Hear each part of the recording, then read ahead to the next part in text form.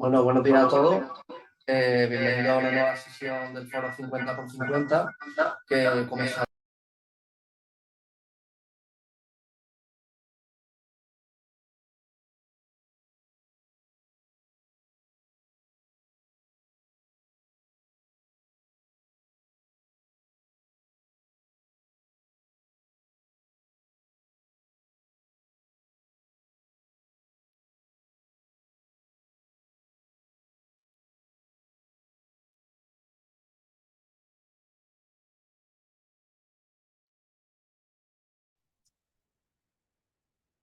Buenos días. bueno, ahora se escucha.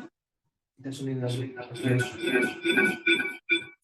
Ahora, Perdona los problemas técnicos, vale, las cosas del directo. totalmente. Bueno, buenos días a todos y bienvenidos ahora sí a una nueva sesión del Foro 50 por 50, que como sabéis se trata de una iniciativa adoptada por el despacho con ocasión del 50º o 50 aniversario de la firma y que tiene por objeto traer las novedades más relevantes en el ámbito jurídico. Y en este sentido, la sesión de hoy lleva por título la utilización de los medios tecnológicos de la empresa por parte de los trabajadores, control y límite. Nos encargaremos de impartir esta sesión mi compañero Eduardo Ballesteros, del Departamento de Derecho Digital y Negocios Tecnológicos, aquí a mi derecha, y yo mismo, que os habla, Francisco Barrera Sande, abogado del Departamento de Derecho del Trabajo de Montero Aramburu y Gómez Villares Atencia. La duración de la formación será de aproximadamente 40 minutos y luego al final tendréis 10 minutos para hacernos las preguntas que tengáis a bien, y en este sentido deberéis utilizar la opción de la herramienta Zoom Chat, y os recomendamos encarecidamente que hagáis la pregunta, que la dirijáis a todos, no solo a los anfitriones y panelistas, con objeto de que todos podamos verla. Se tratarán de contestar todas las preguntas que dé tiempo, pero os decimos bueno, que si no diera tiempo a contestar alguna pregunta, no os preocupéis, porque esta sesión está siendo grabada, con lo cual pues, nos comprometemos a responderla en los siguientes días. Y sin más, cedo la palabra a mi compañero Eduardo Ballesteros para que empiece con la sesión. Pues muchas gracias, Francisco. Como os comentaba aquí mi compañero, hemos detectado pues, una temática quizás que está siendo bastante recurrente por parte de los clientes del despacho, y quizás ahí es donde nosotros desde la parte del área de Derecho Digital y Negocios Tecnológicos, que si bien es un área un poco transversal y vemos muchos temas con otros departamentos, con laboral sí que es frecuente las consultas acerca del control que pueden hacer los empleadores sobre el uso que hacen sus empleados de las herramientas que están puestas a su disposición, porque al final el control laboral no es algo novedoso, siempre el Estatuto de los Trabajadores así lo ha previsto, pero sí que es verdad que desde la aparición de nuevas tecnologías y nuevas herramientas que facilitan las obligaciones laborales de los empleados en su puesto de trabajo, pues esto lleva consigo una mayor capacidad de monitorización, control o, o supervisión del cumplimiento de estas obligaciones laborales por parte del empleado. Entonces aquí nos encontramos ante un conflicto. Por un lado, pues esa potestad, esa facultad del empleador para poder controlar la actividad del empleado, para velar por el cumplimiento de esas obligaciones laborales, pero por otro lado también pensemos que al hacer esta labor estamos tratando datos de carácter personal sobre los empleados y que al final pues afecta un derecho fundamental como es el derecho a la intimidad, a la privacidad y al honor. Entonces pues ahí, en esa tensión entre controlar y tener derecho a la privacidad, pues es donde nos vamos a enmarcar hoy, y la idea es dar pues 4 o 5 claves en esta sesión de 40 minutos que vamos a tener acerca de las cuestiones más relevantes que debemos abordar.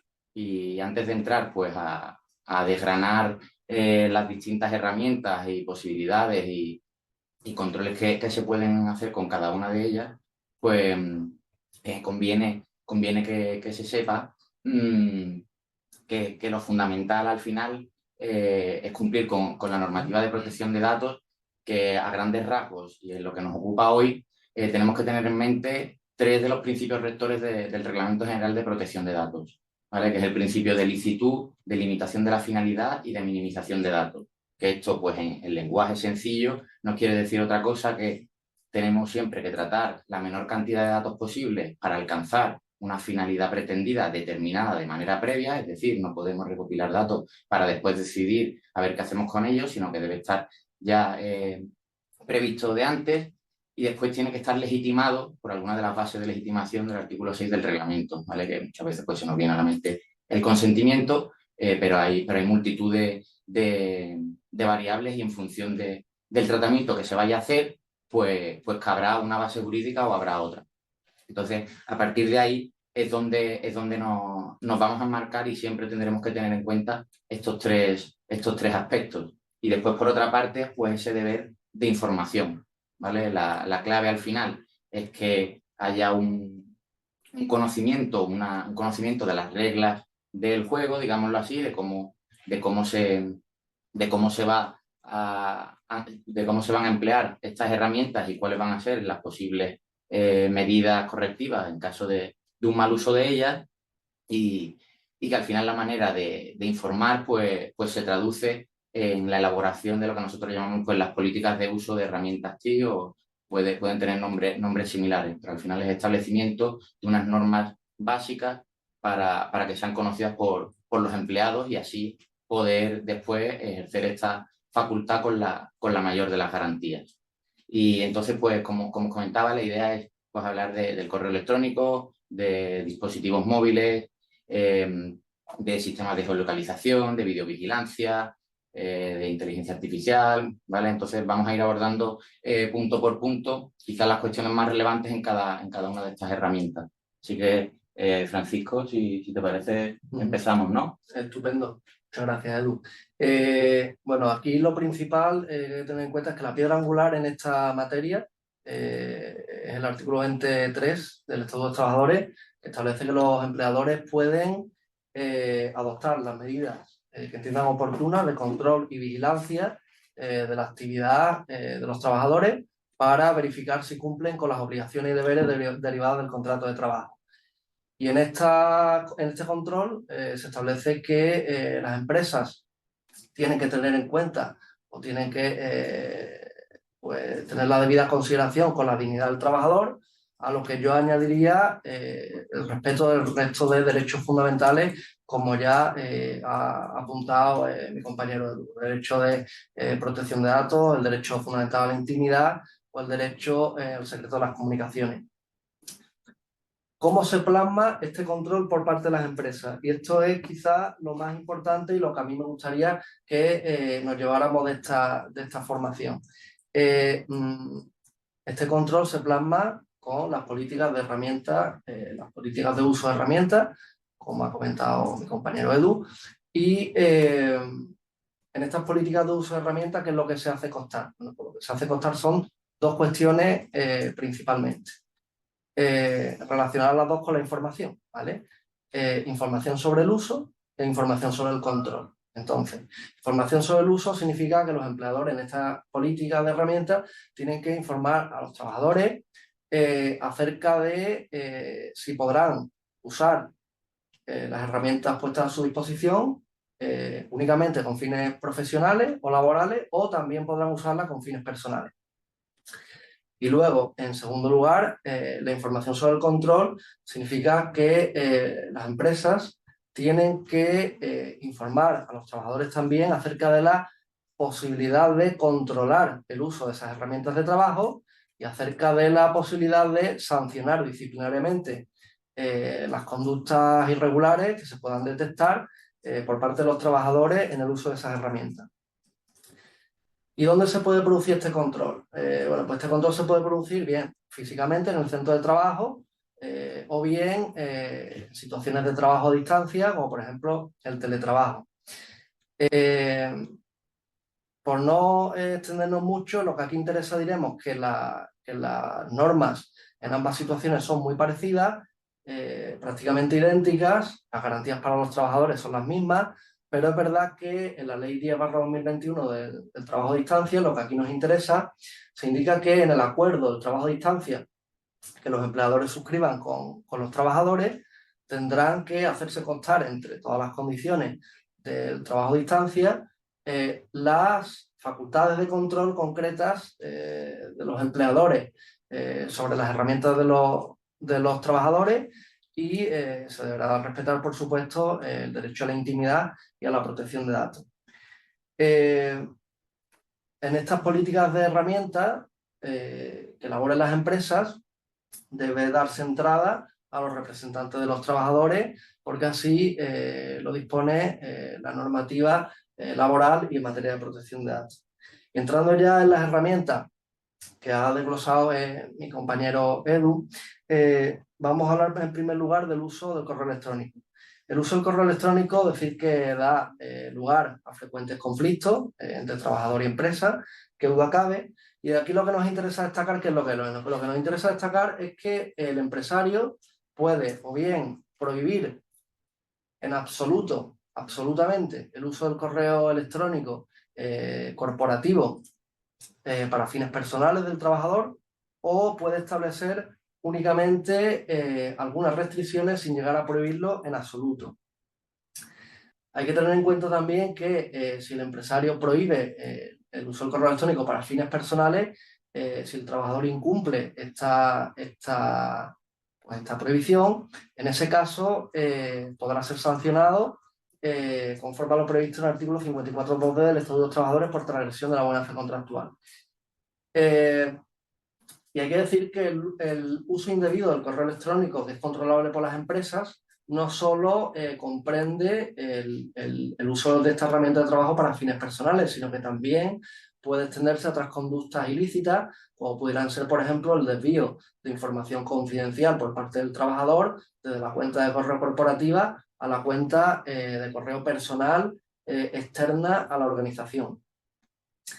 Y finalmente también quiero decir respecto de esta herramienta de trabajo que las políticas de uso del correo electrónico podrán establecerse en distintas fuentes.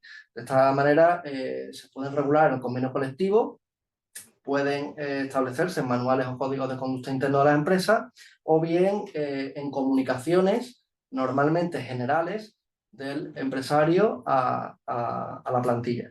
Y no sé si aquí, Edu, quieres añadir algo, una puntualización. Sí, yo creo que sería interesante, quizás por las consultas más recurrentes que tenemos en esta materia, quizás es el típico caso, ¿no?, del empleado bien o que está de baja temporal y no va a poder acceder al correo. Y lógicamente, pues el empleador, la empresa, tiene la necesidad de que la actividad pues no se vea parada y quizás pues tenga pensado pues bien o redirigir los correos o hacer cualquier tipo de acción que permita seguir con el funcionamiento normal de la empresa o directamente pues se produce una baja definitiva y ahora tenemos que decidir cómo actuamos con esa dirección de cuenta de correo.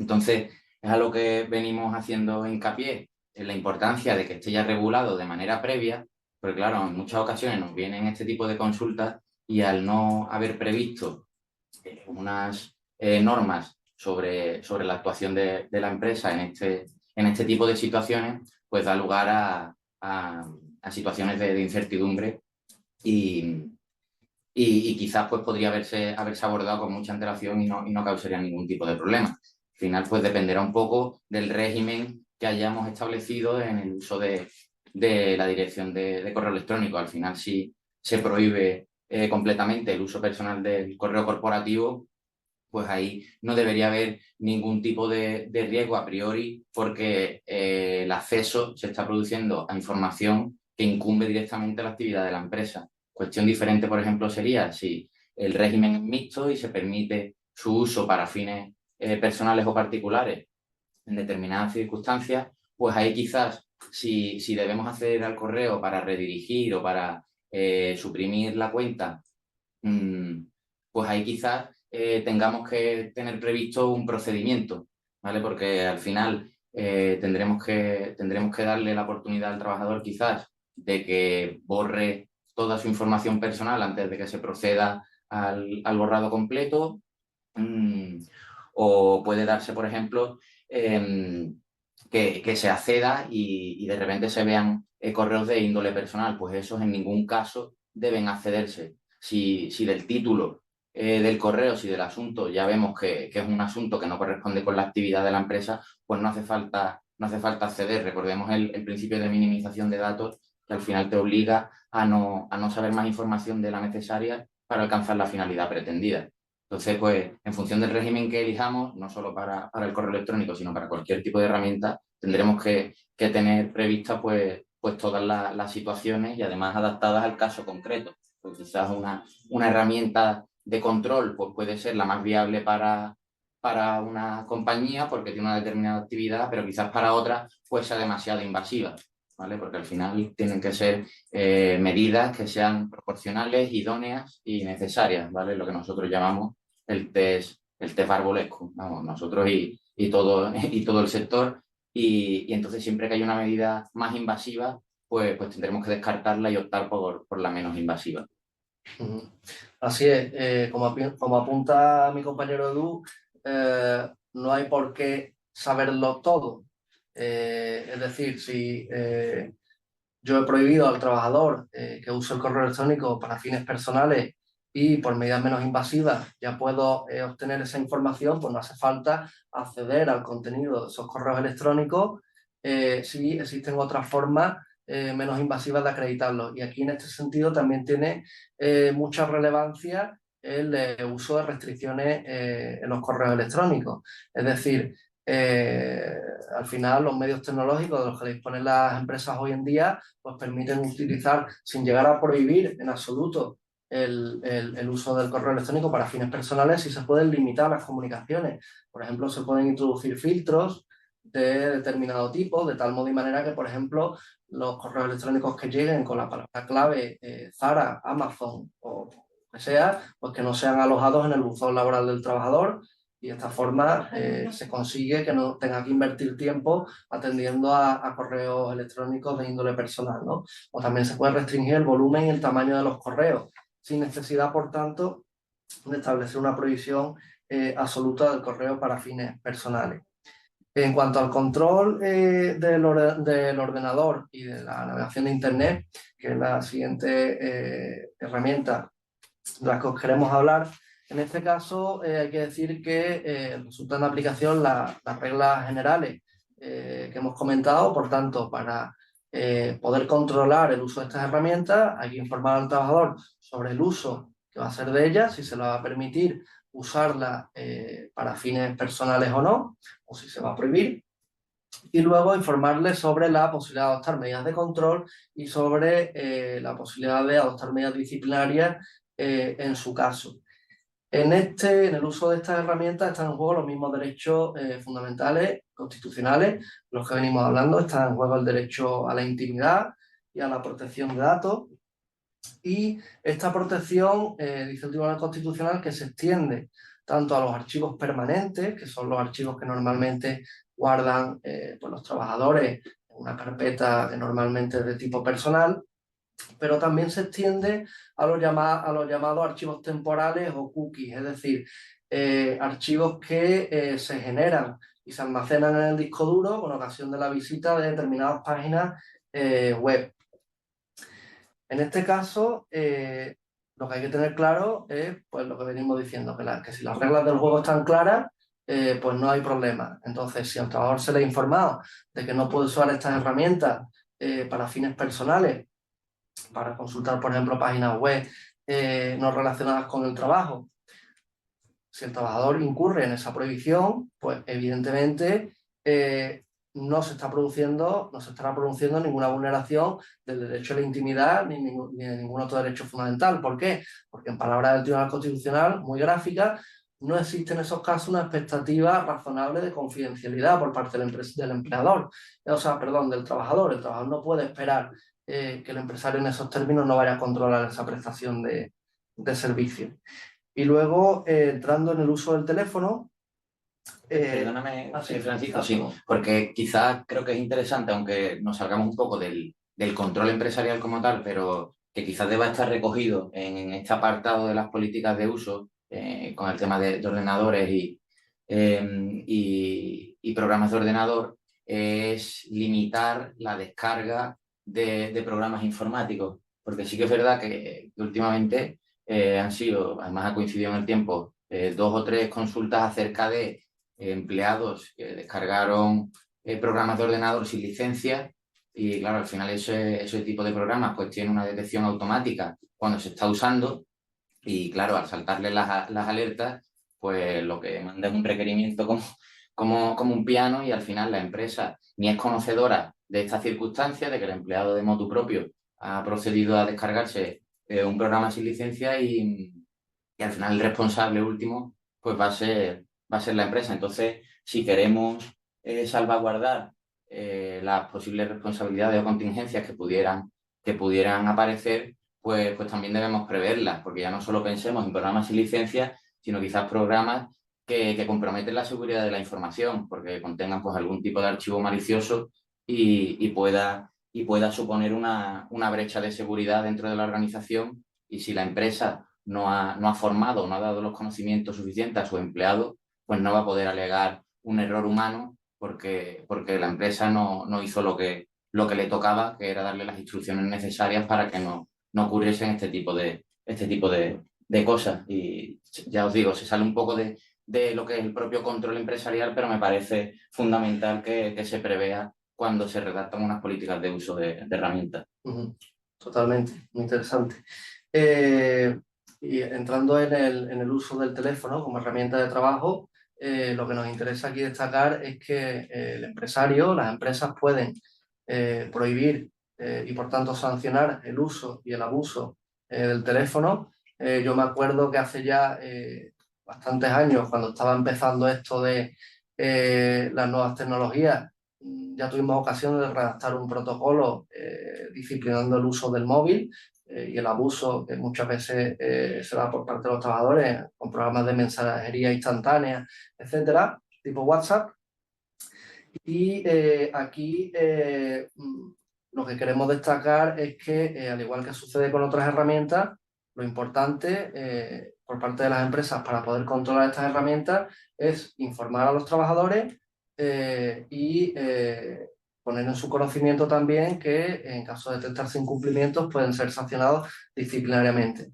Y a la hora de llevar a cabo este control del teléfono, al menos de un punto de vista teórico, pueden identificarse varios escenarios por parte de las empresas.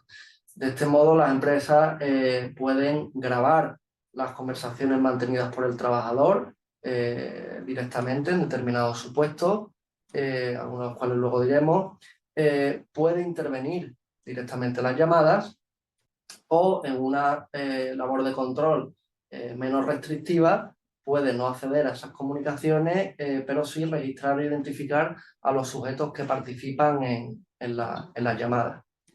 No sé si tú quieres puntualizar. Sí, al final dependerá un poco del régimen, como veníamos hablando, que establezcamos para el dispositivo móvil. Si al final se decide que únicamente va a tener pues, un uso corporativo, pues quizás ahí no tiene tanto problema a la hora de acceder al teléfono en caso de que se desee ejercer esta labor de control sobre el trabajo que viene realizando el empleado. Quizás si se establece un régimen mixto, al final en el que se permite pues el uso personal, además del corporativo, pues quizás ahí sí que conviene establecer unas reglas claras de hasta dónde puede llegar ese uso personal y si no se establecen estos límites, pues al final el respeto último que tiene que haber es el derecho a la desconexión digital, que hablaremos quizás al final de los protocolos de desconexión,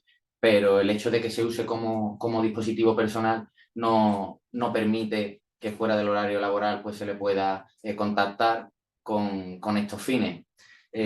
Y claro, al final dependerá un poco del caso concreto.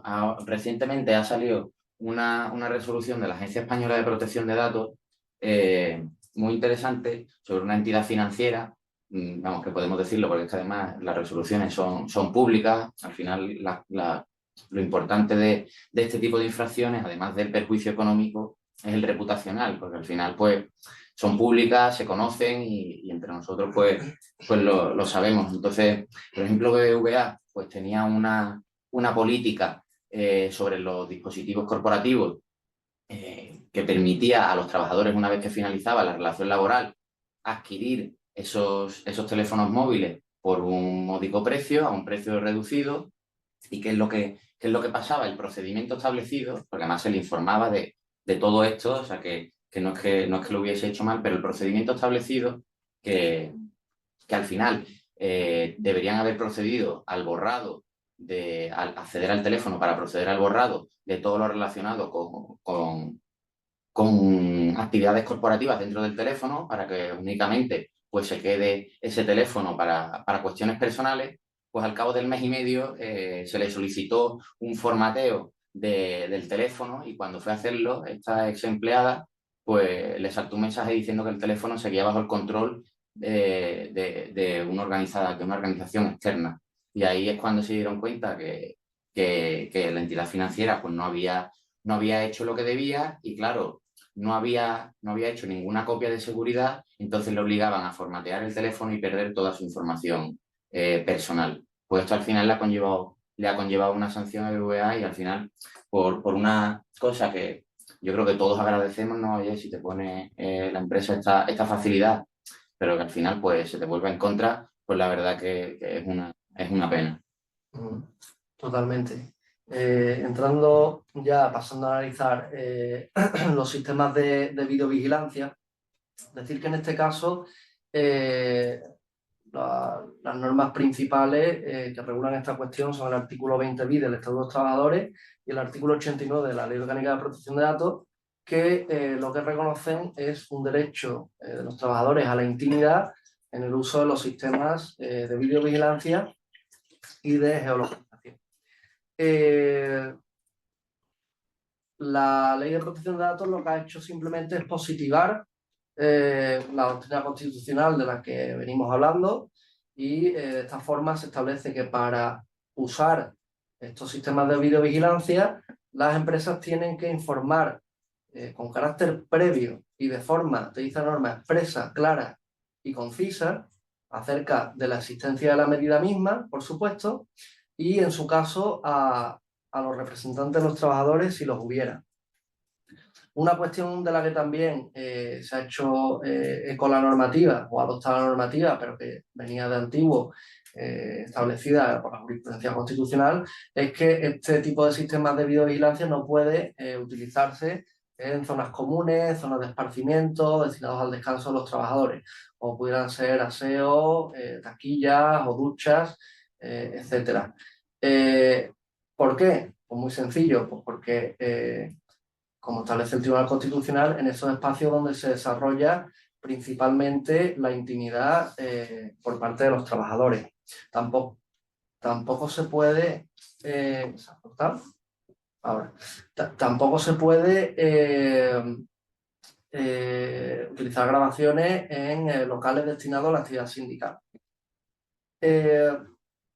Claro, perdona, no sé si tenía algo que... Voy a terminar si quieres con la idea y ahora, entonces, ¿qué es lo que a mí me gustaría que quedara claro con el tema del uso de sistemas de videovigilancia? Brevemente, es decir, que conforme al Tribunal Constitucional, el hecho de que las relaciones laborales no se necesite consentimiento para utilizar sistemas de videovigilancia no excluye la necesidad de informar a los trabajadores sobre la existencia de esas cámaras. En segundo lugar, también se ha dicho por el Tribunal Constitucional que el derecho a la información no puede ser suplido por la existencia de anuncios sobre la instalación de cámaras, los famosos carteles de la Agencia Española de Protección de Datos. En tercer lugar, ha dicho el Tribunal Constitucional que no cabe el control oculto y el establecimiento de esas cámaras pues para pillar al trabajador sin que éste se lo espere. Y finalmente, conforme a lo que venimos diciendo durante toda esta formación, el Tribunal Constitucional ha dicho que se debe explicitar para qué van a ser utilizadas esas cámaras y en particular si se va a usar para sancionar al trabajador. Eso es muy importante.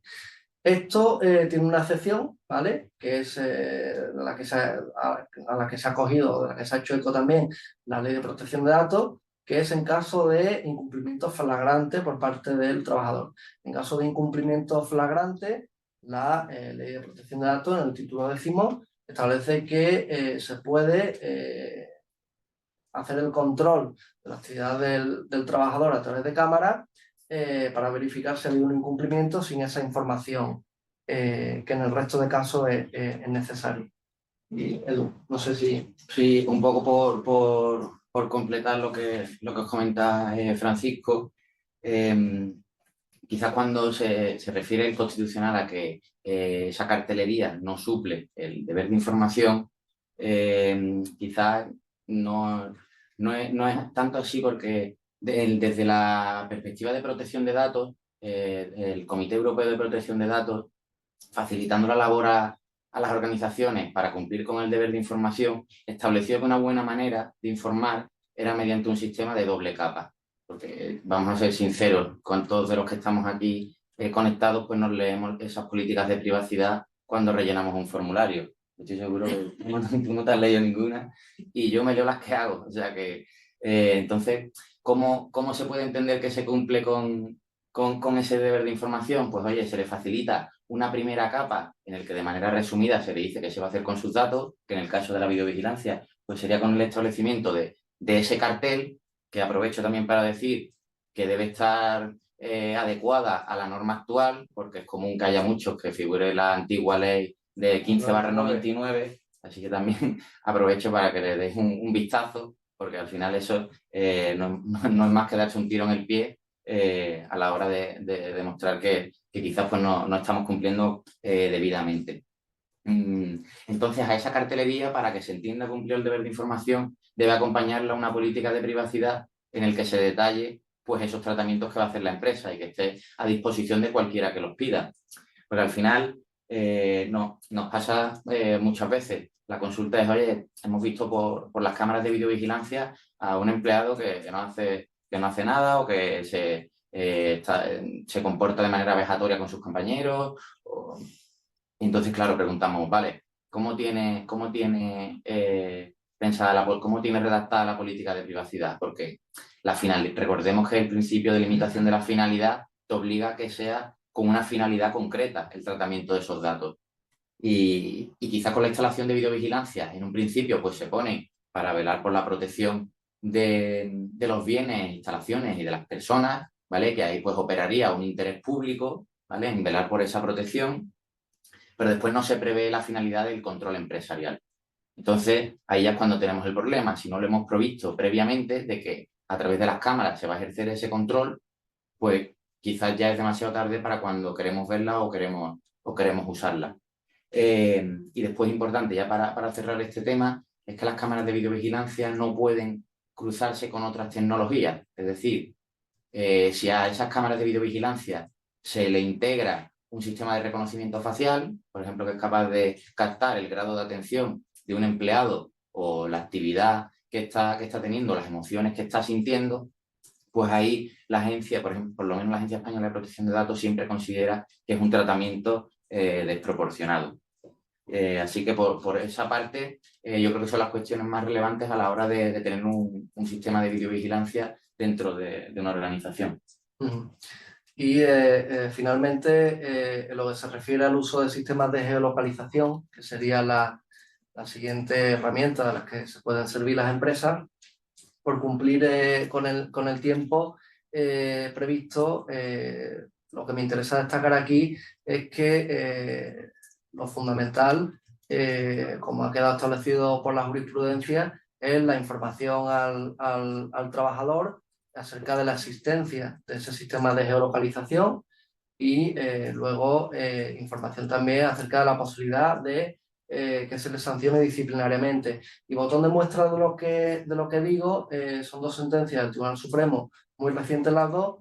En una se ha admitido el uso de sistemas de geolocalización por parte de la empresa y en otra no. ¿Cuál es la diferencia entre ambas? Bueno, pues que en la primera sentencia del Tribunal Supremo del 2020, la empresa había instalado un sistema de geolocalización en un vehículo de empresa. Y el Tribunal Supremo considera que no se vulnera ningún derecho fundamental del trabajador y que ese sistema es válido. ¿Por qué? Porque se había informado previamente al trabajador de que se había instalado ese sistema y, en segundo lugar, porque principio de intervención mínima, lo único que captaba ese sistema de geolocalización era la ubicación y el movimiento del vehículo, con lo cual se admite por parte del Tribunal Supremo. En cambio, en una sentencia posterior, de unos meses posteriores, de 2021, el Tribunal Supremo entendió que sí se vulneraba el derecho a la intimidad de una trabajadora porque se había instalado un sistema de geolocalización en su móvil personal. Además, no se le había informado sobre qué es lo que tenía en el móvil, no se le había informado de las consecuencias y de la posibilidad de adoptar medidas disciplinarias frente a ella, es decir, de las implicaciones que tenía la instalación de ese GPS, y luego se consideró además por el Tribunal Supremo que la medida era totalmente desproporcionada porque lo único que tenía por objetivo es verificar si la trabajadora estaba cumpliendo con la totalidad de su jornada laboral.